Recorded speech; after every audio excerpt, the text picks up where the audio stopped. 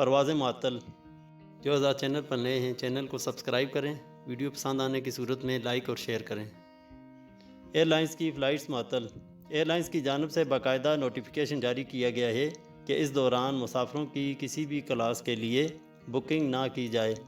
موجودہ وبا اور عالمی سطح پر ایئر لائنز کے آپریشن کی بحالی کے لیے جو ہدایات جاری ہوں گی اس کی روشنی میں ہی پاکستان سے ایئر لائن انتظامیہ مسافروں کی مختلف کلاسوں میں ہدایت کے مطابق بکنگ کا عمل شروع کرے گی، لیکن 21 جولائی تک ایئر لائنز کا فلائٹ آپریشن معطل رہے گا اور کسی بھی مسافر کی بکنگ نہیں کی جائے گی۔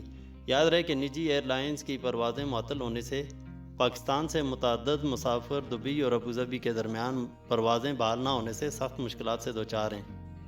کورونا وبا کی وجہ سے پاکستان سے ایمریٹس اور اتحاد ایئر لائنز انتظامیہ نے اپنے فلائٹ آپریشن مزید معطل رکھنے کا فیصلہ کیا ہے۔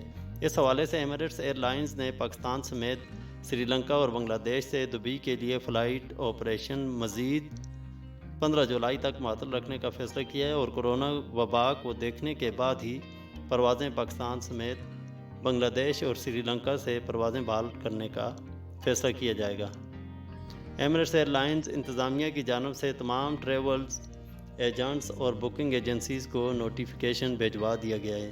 پاکستان سے ابوظہبی کے لیے ایک اور خلیجی نجی فضائی کمپنی اتحاد ایئر لائن نے بھی کورونا وائرس کی وجہ سے فلائٹ آپریشن 21 جولائی تک معطل کر دیا ہے۔ Thanks for watching.